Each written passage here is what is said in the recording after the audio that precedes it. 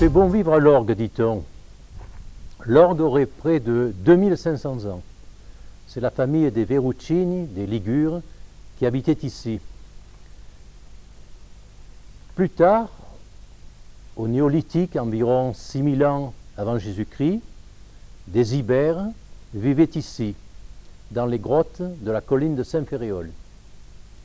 Ce film, document fiction, relate la vie de la cité, des origines jusqu'au 3e millénaire.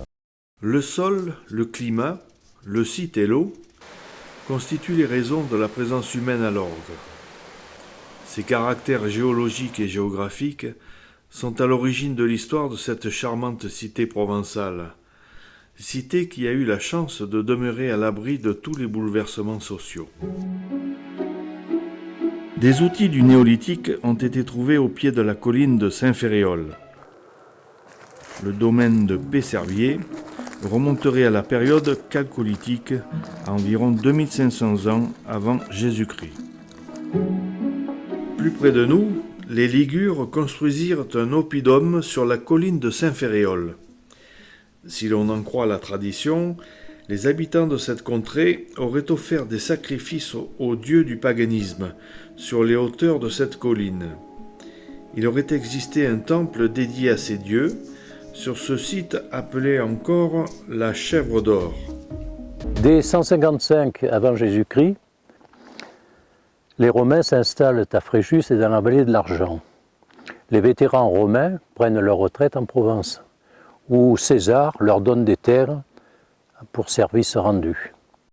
Ces vétérans des armées de César créent des villae et emploient la main-d'œuvre locale. La villa était généralement formée de grands bâtiments divisés en 3 parties. L'une urbana était destinée au logement du maître et de sa famille. La deuxième, rustique, servait à l'habitation des ouvriers et éventuellement des esclaves. Et la troisième, fructuaria, renfermait les cuves, les pressoirs, tout ce qui était nécessaire à l'économie rurale, y compris les forges, poteries, fours à pain et à briques, ateliers de tissage, etc. C'est au IIe siècle qu'une nouvelle religion, le christianisme, apparaît en Provence. Les premiers chrétiens, persécutés par les Romains, se réunissaient dans cette grotte, près de l'Argent, creusée dans le tuf par 10 mètres sous terre. Plus tard, ce lieu fut appelé Église Saint-Michel sous terre.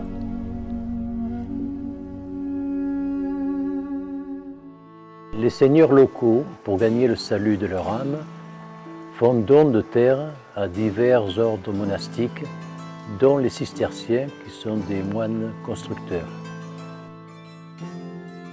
L'ordre des cisterciens s'installe à Florieil, près de Tourtour, en 1136, puis occupe le Toronnais.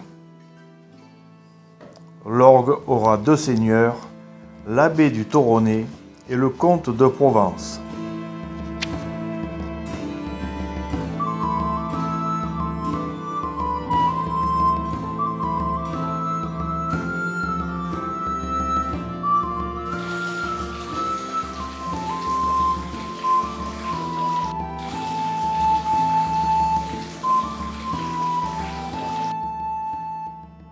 Moi, Raymond Béranger II, comte de Barcelone, souverain d'Aragon et marquis de Provence, approuve et confirme au Saint-Ordre de Jérusalem tout le domaine cultivé et inculte que les seigneurs et dames de Salerne, Tourtour et Flayosque ont donné à cet ordre.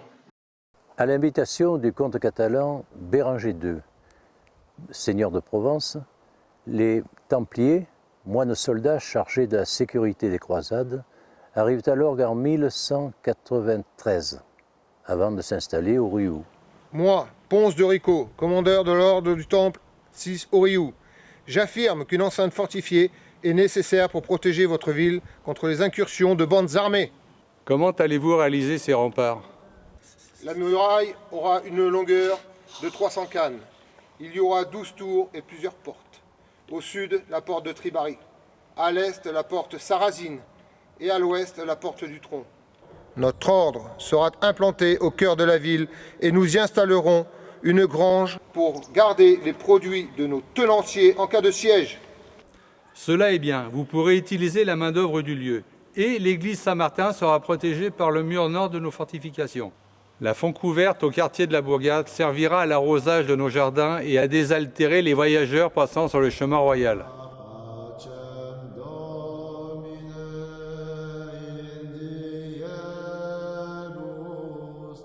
Cisterciens et Templiers entretiennent de bonnes relations.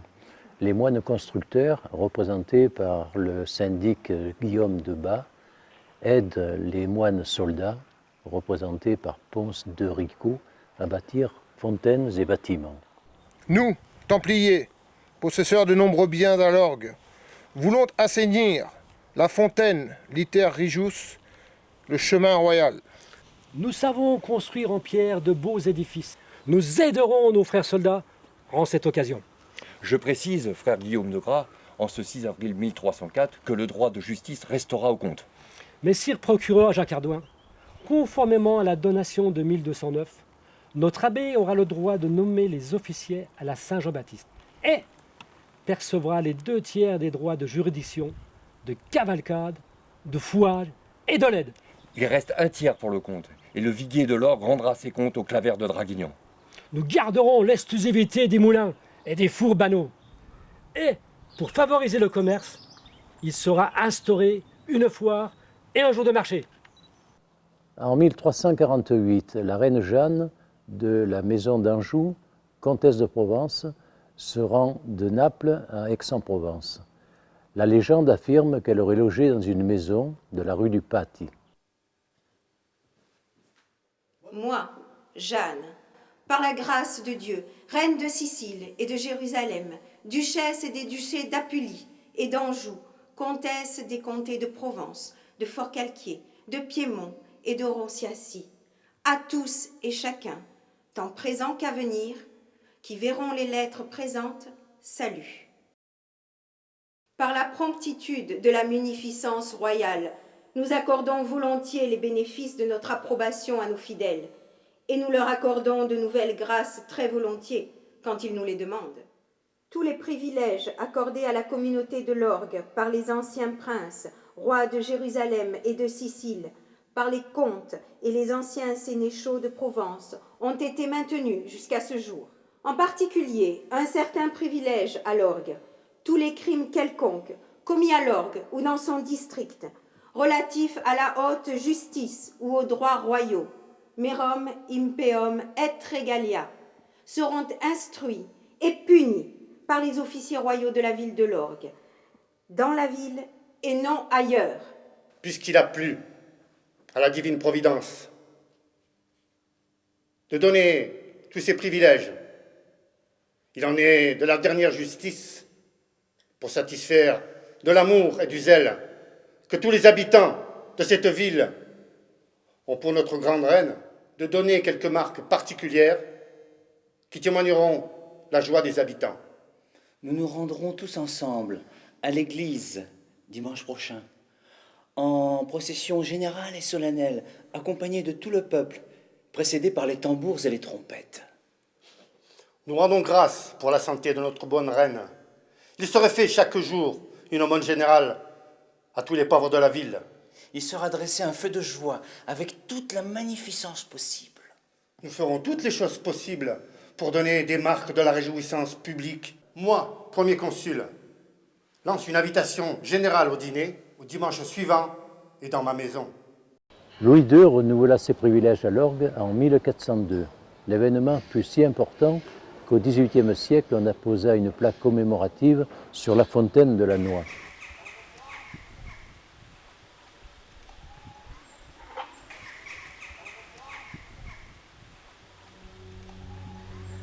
L'édification des chapelles était courante au Moyen Âge.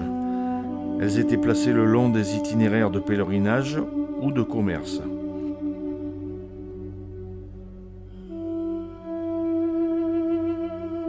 Elles comportaient un porche extérieur ou narthex pour se protéger des intempéries. Une légende raconte qu'une jeune fille de Draguignan fut enlevée par un dragounas faramino, qui répandait la terreur dans la contrée. Les parents firent vœu d'édifier une chapelle à l'endroit où ils la retrouveraient. Ils arrivèrent dans ces parages, la bête fut abattue et l'enfant délivré. La chapelle daterait de 1468. En 1474, le roi René cède le droit de construire en dehors des remparts, moyennant finance. 6 ans plus tard, le bon roi René meurt, cédant la Provence à la France.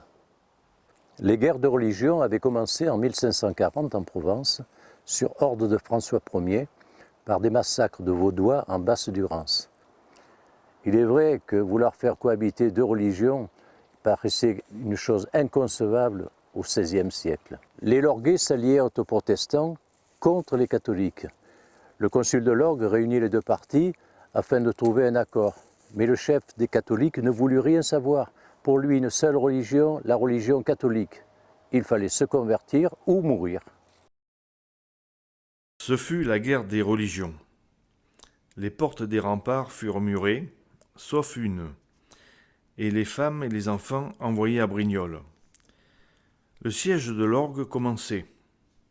Les catholiques coupèrent l'eau de Lacanal, brûlèrent des maisons du faubourg de la Bourgade, ainsi que la chapelle des Trinitaires. Cela dura 1 mois. Encerclés, privés de tout, les Lorguais résistèrent. Seule la fontaine de la Pompe leur assurait de l'eau. En avril 1579, il y eut une bataille terrible au vallon de Sampère, près de la chapelle Sainte-Anne. Le huguenot Estoublon et son armée, près de 600 hommes, qui venaient de délivrer Soliès d'un siège long et meurtrier, est tombé sur une troupe de carcistes, les cathos, et la bataille fut atroce. On compta des centaines de cadavres, mais les huguenots l'emportèrent. La guerre civile prit fin le 13 août 1598 par l'édit de Nantes accordant aux protestants la liberté de conscience, de culte et les mêmes droits que les autres citoyens, après 58 années d'atrocités. La vieille ville fit l'objet de quelques aménagements, dont le plus important fut, en 1620, l'édification d'un beffroi au sommet de la tour sud-ouest. Celle-ci fut surmontée d'un campanile, œuvre de ferronnerie locale. En 1623, la cloche est mise en place. Elle est la plus ancienne de l'orgue. Le moulin de Trébarry, le plus ancien moulin à huile de l'orgue, a été restauré et est actuellement un musée.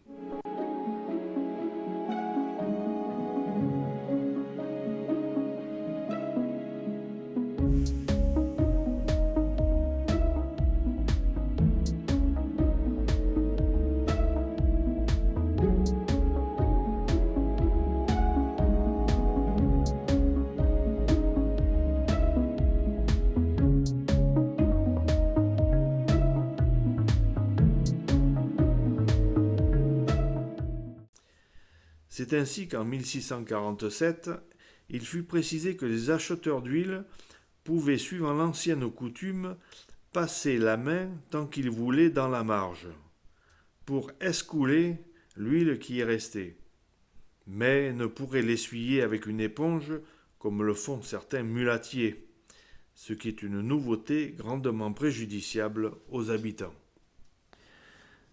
Au XVIIe siècle, on construisit de nombreuses fontaines. La Bonnefond, place Neuve, reliée au puits de la Citadelle, puis la fontaine de la Placette du Marché, celle de Climène, ensuite celle de la petite place de la rue Droite. Les fontaines qui étaient sur le point de se tarir exigeaient des réparations incessantes comme celle de la Bonnefond, du Barquil, au portail de Ramatuelle et de la Rôde. Au XVIIe, la renaissance du sentiment religieux se manifesta dans la population par une multiplication des confréries. La confrérie de Sainte-Anne construisit par souscription publique la chapelle de Sainte-Anne pour apaiser les courroux du ciel.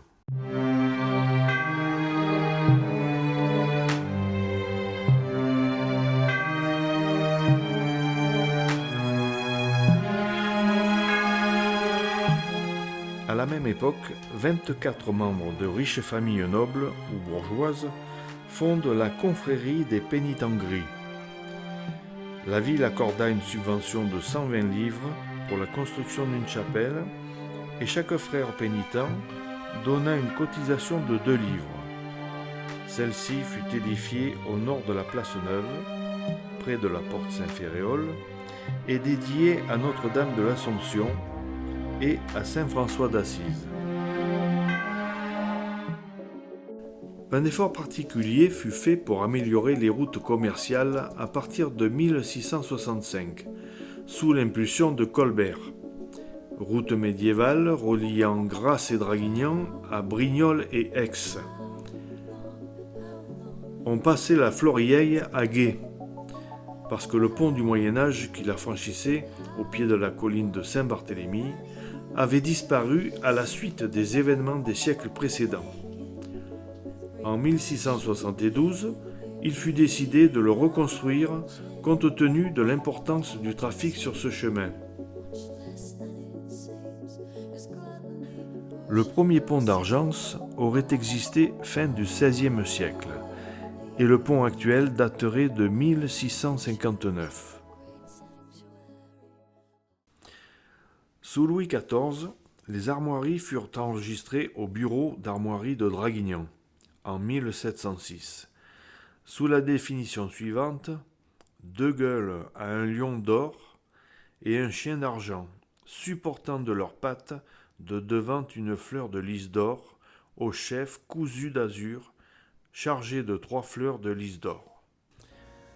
Sous le pontificat de Clément XI, sous le règne de Louis XIV, an de grâce 1703, l'église collégiale de Saint-Martin a été établie en ce lieu. Monseigneur de Fleury, évêque de Fréjus, a posé ici la première pierre, aux applaudissements de tous les citoyens de notre cité.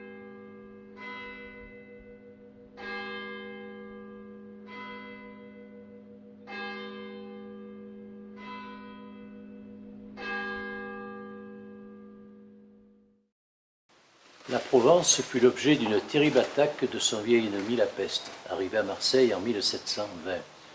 Dès que l'orgue apprit que la peste menaçait Toulon, elle décida de lui venir en aide.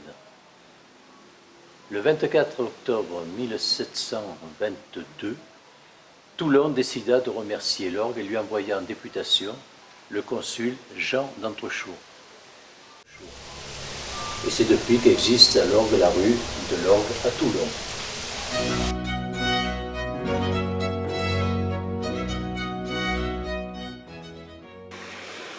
En 1768 fut édifié le palais de justice de la judicature de l'orgue. La fontaine de la place Neuve fut déplacée en 1768 pour être portée devant cet édifice. À cette époque se déroula dans la ville une histoire galante. Mirabeau et son ami Denis Jassereau, seigneur de Briançon, surnommé Pylade, avaient l'habitude de courir le jupon. Mon ami, je suis ennuyé. Je fais l'objet d'une lettre de cachet. Tu sais bien que tu peux tout me demander. Bien, mais j'aurais besoin de me mettre à l'abri quelque temps. J'ai quelque bien l'orgue où tu pourras te faire oublier. Je suis là pour la volonté du peuple et je ne partirai que par la force des baïonnettes. En voilà une belle formule. Je la ressortirai. Je suis là par la volonté du peuple et je n'en sortirai que par la force des baïonnettes. Ou bien, je suis là par la volonté du peuple et je n'en sortirai que par la force des baïonnettes. Chut! On pourrait t'entendre. Notre ville n'est pas habituée à entendre de tels discours. Il m'a été rapporté que 2 hommes suspects se trouvaient à l'hôtel du Petit Paris. Débrouille-toi pour leur faire le tour du village. Et lorsqu'ils passeront sous mes fenêtres, je verrai si je les reconnais et s'ils sont dangereux. Pilade, mon ami, j'ai été repéré. J'ai reconnu mes poursuivants et je vais devoir filer. Pas encore. Nous avons la possibilité d'aller dans mon bastidon, où tout est calme et où courent de jolis jupons. Soit, je déménagerai dès ce soir. Ce ne sera que provisoire. Les ragots courent vite ici et les étrangers sont vite repérés. Tu partiras dans 48 heures. Je connais un paysan, Cabassou. Il est sûr, il te guidera jusqu'à Grasse, où tu passeras la frontière. Et de là, je partirai pour les Flandres, d'où je pourrai enfin m'exprimer. C'est peut-être grâce à ce passage à l'orgue que Mirabeau dut sa notoriété durant la Révolution. Au XVIIIe siècle, d'autres fontaines furent créées. À la porte du Tron, sur la place des Ormeaux, puis sur la place des Capucins. Celle de la place des Ormeaux mérite une mention particulière. Cette fameuse fontaine en marbre de Carrare, appelée irrespectueusement Fontaine de la Noix, fut classée monument historique en 1926. Elle fut l'objet de grandes réjouissances publiques pour son inauguration. Les jets du bassin déversèrent du vin à profusion, d'où l'origine du dicton local que l'eau de la fontaine a la particularité de brouiller la raison de ceux qui en boivent.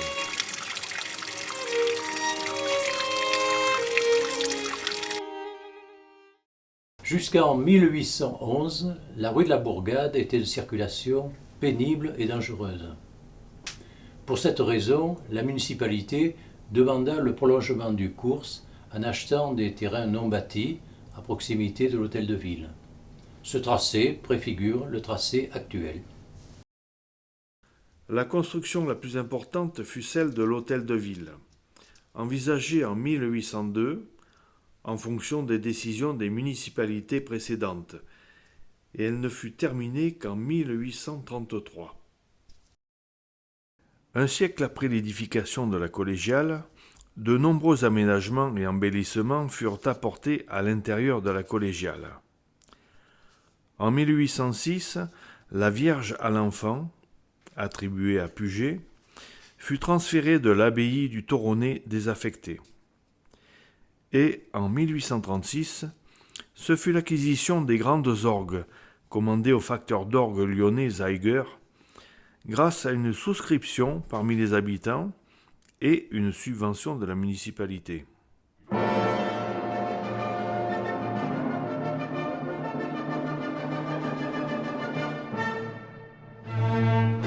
Dans le Var et dans les Basses-Alpes, la résistance au coup d'État de Louis-Napoléon du 2 décembre 1851 prit la forme d'une insurrection armée.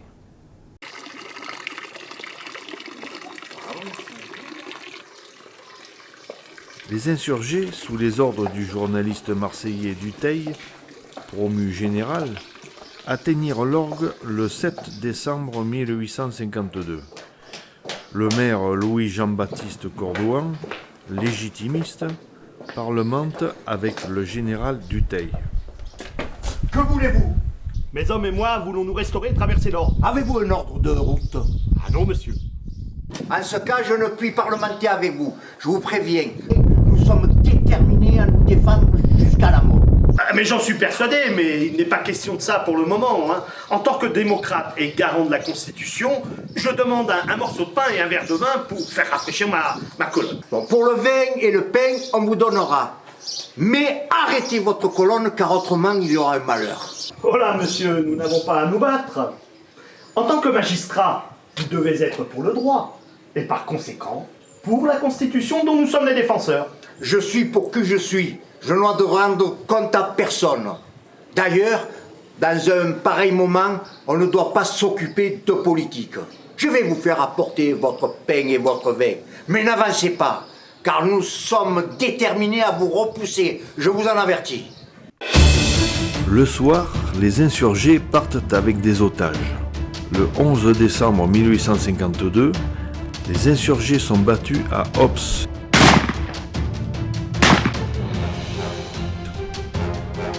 Au retour, 4 prisonniers seront abattus à l'orgue derrière le cimetière. En 1835, l'ordre de la Présentation Sainte-Marie bâtit un couvent place du Cours, sur des terres faisant partie de l'ancien domaine des Capucins. Le départ des congrégations religieuses en 1903 allait permettre à la ville d'acheter le couvent pour en faire un groupe scolaire réunissant toutes les écoles primaires. On installa un pensionnat et une école de filles ainsi qu'une école maternelle. L'enseignement secondaire était donné dans le vieux collège, appartenant à la ville, mais géré par des professeurs libres.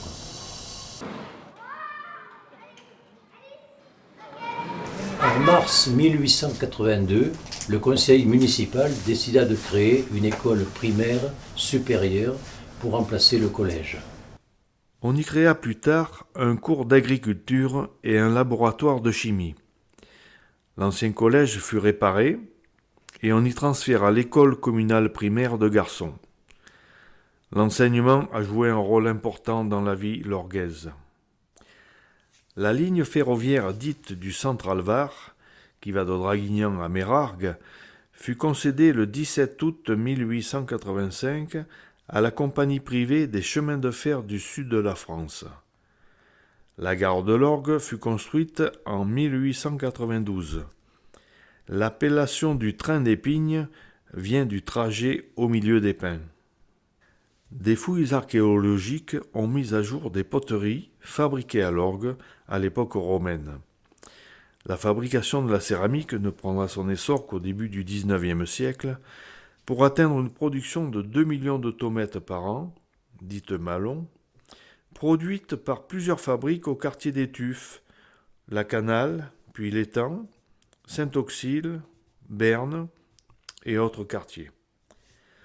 Cet artisanat déclina vers 1950, concurrencé par l'industrialisation.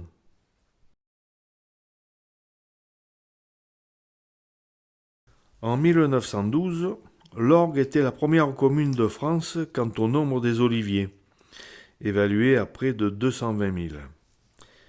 Et la qualité de son huile était réputée.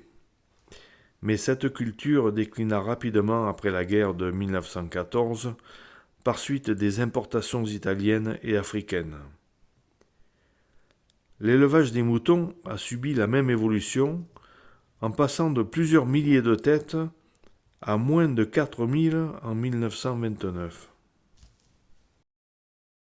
C'est en 1922 que fut créée la coopérative vinicole et oléicole lorguaise et en 1932 l'association syndicale des propriétaires vignerons du Var. En 1940, le syndicat des Côtes-de-Provence délimita l'aire de production des vins d'appellation contrôlée.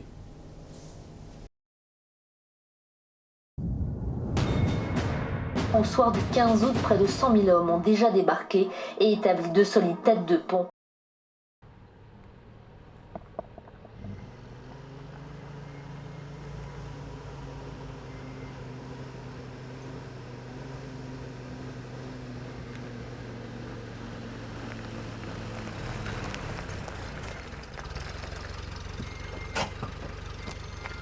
Élise, maman!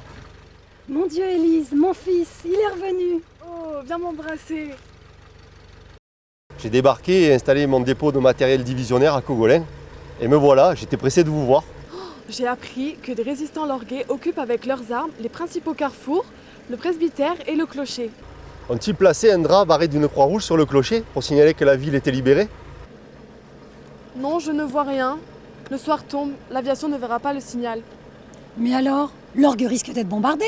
Eh oui, ils ont ordre de bombarder tous les nœuds routiers pour gêner la progression des Allemands. La boulangère m'a dit que des parachutistes américains étaient près de la Florieille. Ils ont des mitrailleuses, ils ont été recueillis et camouflés à l'Orgue. Oh dommage, je ne peux prévenir personne des Alliés. Charlotte! Charlotte! Charlotte! Charlotte, l'aviation américaine a bombardé le carrefour situé au nord-ouest de la ville, du collège technique à l'avenue de Toulon, en faisant 15 victimes, dont 5 lorguets. Mon Dieu, quel malheur! En plus, des maquisards ont miné et fait sauter le pont de la Florieille. Des Allemands, venant de Draguignan, sont arrivés près du pont, pas loin de chez Victor. Le commandant lui a demandé où il pouvait franchir la rivière. Victor leur a caché l'existence du passage des Pailles et les a renvoyés vers le nord pour qu'ils ne passent pas par l'Orgue. Comme ça, nous n'aurons ni dégâts ni représailles. D'autres résistants, accompagnés de parachutistes américains, sont partis ce matin avec 2 camionnettes au Nouradon pour récupérer des conteneurs parachutés pendant la nuit.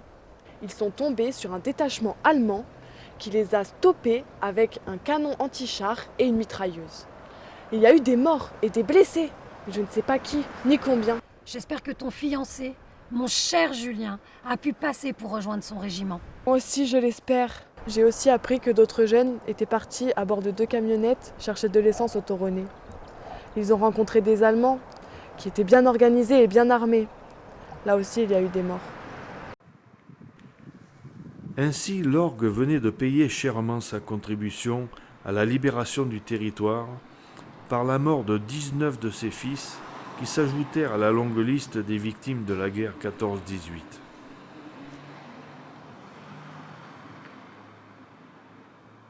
En 1949, la population obtint l'eau potable courante à domicile, avec la création d'un château d'eau sur la colline de Saint-Ferréol.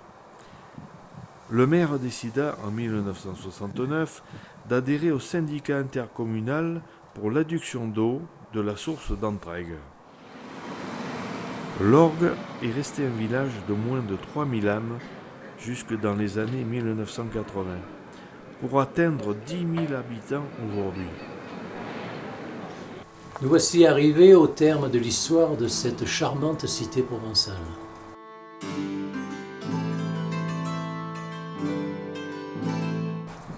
Nous espérons que ce film permettra à ses habitants, d'origine ou d'adoption, de la mieux apprécier, de la mieux connaître et de la mieux aimer.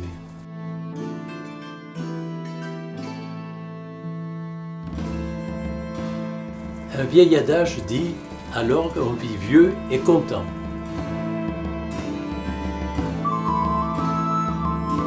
Alors, visiteurs, curieux, habitants, partez à la découverte de notre patrimoine si riche et varié dans ce qu'il est et dans ce qu'il fut.